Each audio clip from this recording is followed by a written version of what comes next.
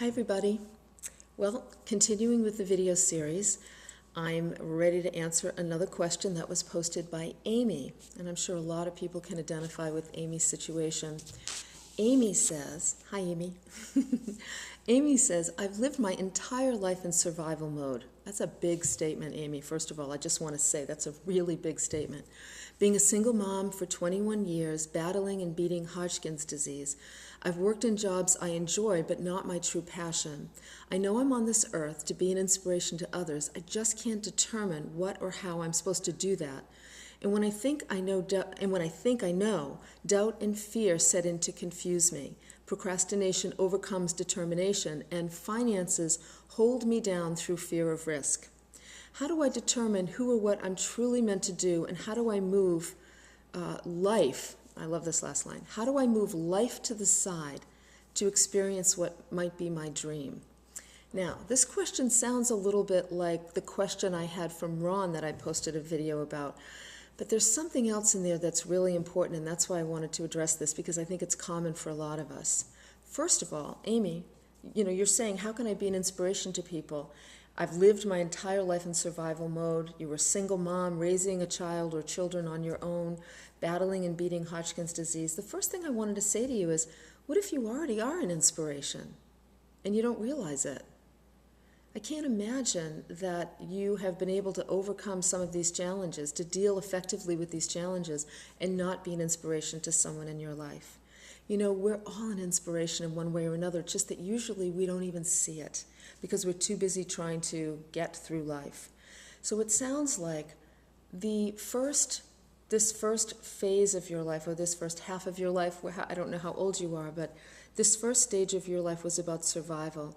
And now the next stage really needs to be about living.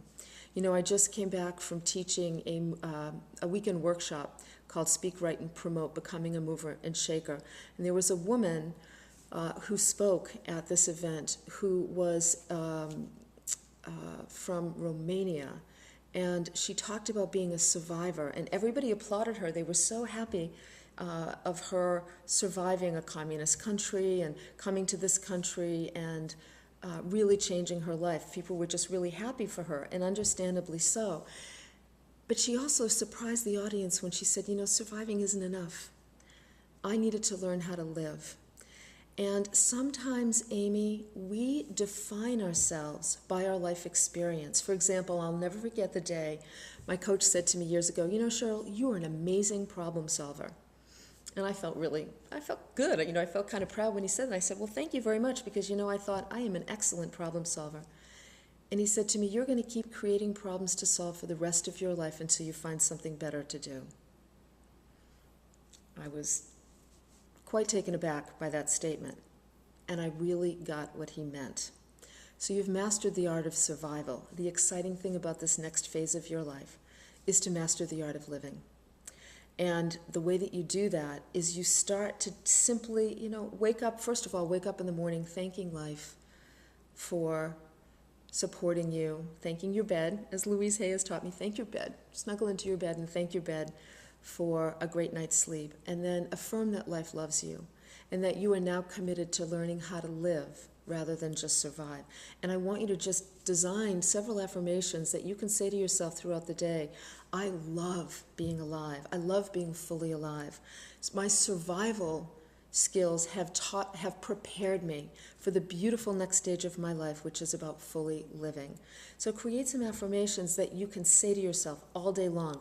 Link them to common actions while you're in the shower, while you're brushing your teeth, when you're eating a meal, when you go to the bathroom. Some of the things you do all the time during the day, link these affirmations to those activities so that you can start to really install this new way of thinking and being into your brain.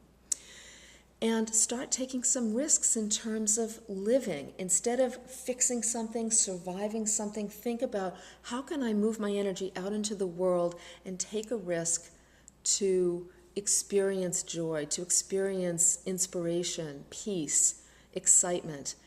And when the fear and doubt come in, and it will, it still does for me. I mean, every time I write a book, I still have fear and self-doubt that comes in. Every time I get up to give a speech, a little bit of that creeps in. It's lessened over the years because of my experience. But anybody who's doing important things in the world experiences fear and self-doubt. And I would say that the minute you start to feel this fear or this self-doubt especially, focus on somebody else. Because when we're afraid and doubting ourselves, our focus is inward. I might screw up. I might not do this right. I might look like a failure. I might make a fool out of myself. I might not know what I'm doing. It's all about I, right? The way to overcome or to kind of move the fear and self-doubt aside is to focus on someone else. How can I be of service today? How can I make someone's life better? Where can I just say something nice, affirming, acknowledging, loving? How can I just literally shift my focus from inside to outside and being of service? Not only is it going to make you feel better, not only is it going to put the self-doubt aside, it's also going to provide you with clues about what an inspiration you are to people and what an inspiration you really can be to people. So doing that, really, really important to just shift your focus outside when that's happening. You also said, finances hold me down through fear of risk. There's a lot in here. You're giving a lot of power to stuff outside of you, Amy. You probably don't even know it. We all do that in the early stages of making a transition. You are in charge of your life. Every choice you make either moves you forward in a positive way, keeps you stuck, or moves you backwards. When you get that you are at the core of what's happening in your life, you take your power back and you realize, wait a second, I have a choice about how I live my life. We don't always have easy choices. That's the thing. We want easy choices. We want risk-free choices. But the reality is, sometimes you got to take a risk, and sometimes you have to make hard choices, like, saving money when you really want to spend it, or working at a job that is just a job because you need to create a consistent source of income while you figure out how you're going to express your gifts in the world. Those are tough choices. Doesn't mean we don't have any choice at all. It just means we might be faced with making a tough choice. So nothing's holding you down but your thinking. And the way you're thinking, your thinking's going to create how you feel, and your feelings are going to determine the actions you take. So start with your thinking and recognize that I am at the center of my life. I'm the one making the decisions about my life. And I can make great choices, even if they're tough. You want to have a lot of support around you when you do that. And the last thing I want to say to you, Amy, is you said, how do I determine who or what I'm truly meant to do? How do I move life to the side to experience what might be my dream? You see, there's the catch, Amy. You don't move life aside. You allow life in all its beautiful aspects to express the dreams that you have.